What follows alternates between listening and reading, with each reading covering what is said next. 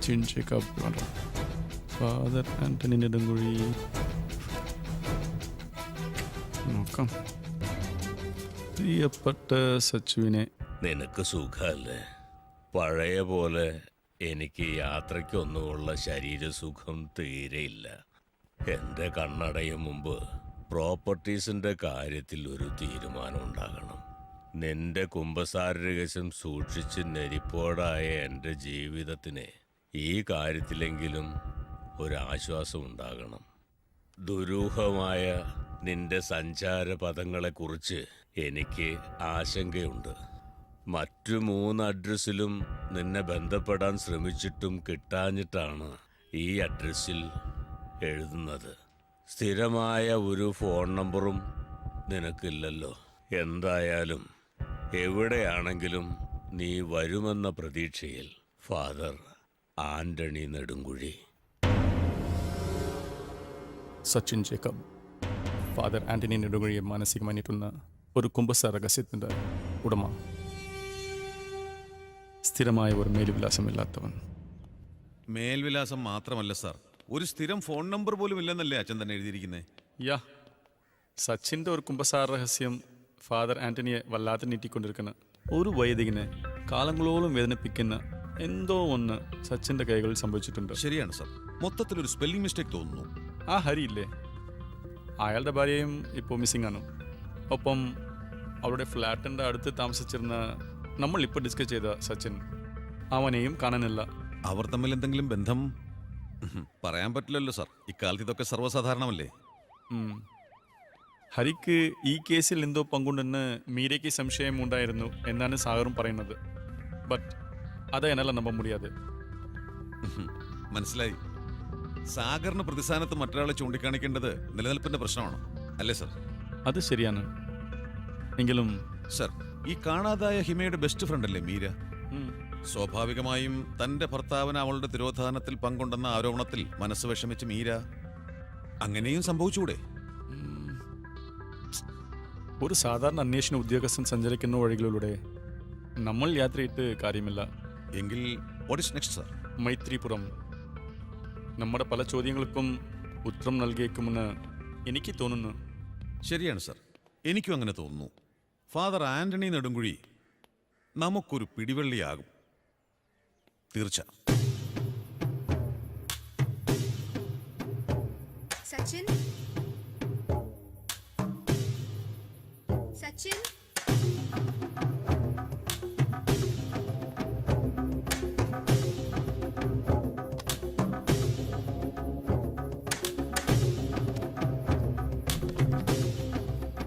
സച്ചിൻ.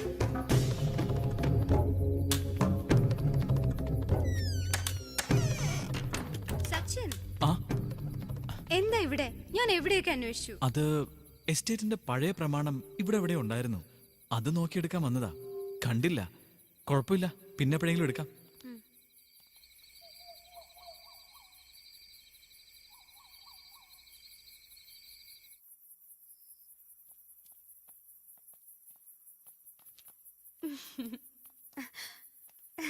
ബാംഗ്ലൂരിൽ നിന്ന് സുധാകർ ഷെട്ടിയുടെ മെസ്സേജ് വന്നു.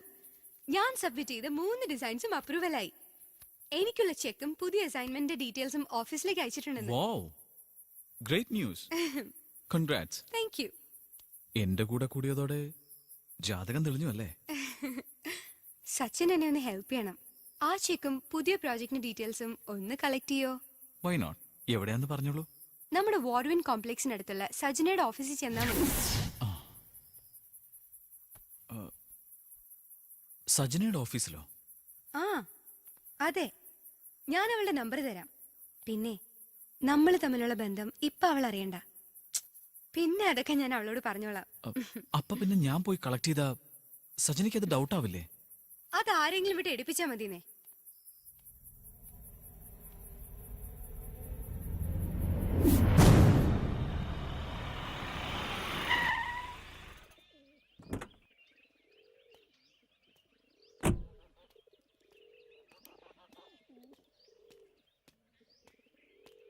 ഓക്കെ. സച്ചിൻ, സച്ചിൻ. ആ, അതെ, ഫാദർ ആന്റണി നെടുങ്കുഴി ഉണ്ട്, വിളിക്കാം. ഉണ്ട്, വിളിക്കാം. ഓക്കെ.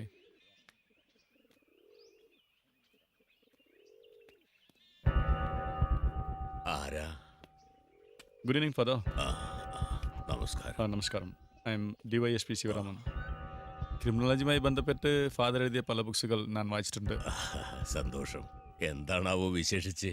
ഒരു കാര്യം അറിയണം ഫാദർ.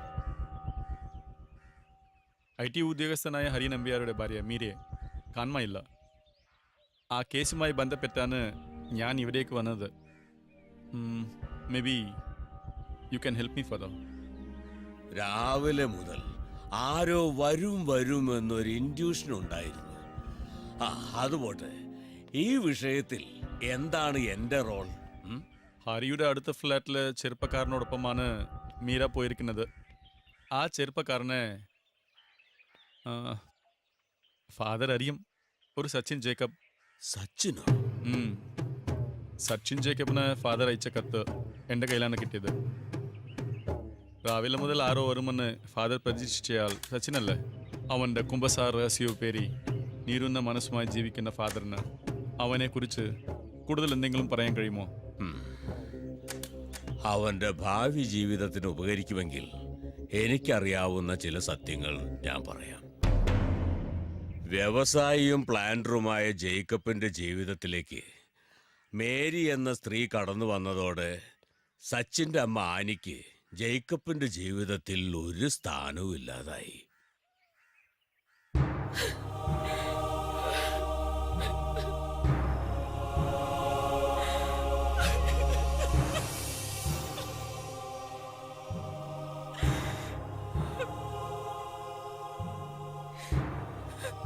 അമ്മച്ചി, അമ്മച്ചി എന്തിനാ കരയുന്നത്? ഒന്നുമില്ല മോനെ. ഒരു കാര്യമില്ലാതെ ആരെങ്കിലും കരയോ? അമ്മച്ചി കരയുന്നത് കാണുമ്പോ എനിക്ക് സങ്കടമാ. മോ സങ്കടപ്പെടരുത് അമ്മച്ചി, എനിക്കറിയില്ല.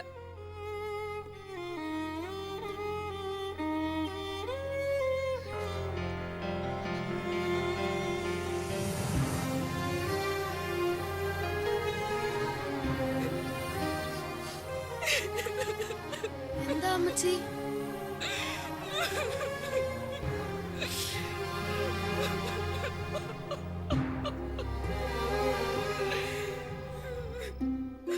മോനെ, മോനെ സച്ചുട്ടാ, അമ്മച്ചി പോവുക. എങ്ങോട്ട്? നിന്റെ അപ്പച്ചനിപ്പോ ഈ അമ്മച്ചിയെ വേണ്ട മോനെ. എനിക്ക് വേണം എന്റെ അമ്മച്ചിയെ. സച്ചുമോൻ ഇനി അപ്പച്ചൻ പറയുന്നതൊക്കെ അനുസരിക്കണം. അമ്മച്ചി പോണ്ട ഒരിടത്തേക്കും. എന്നും എന്റെ അടുത്തുണ്ടാവണം.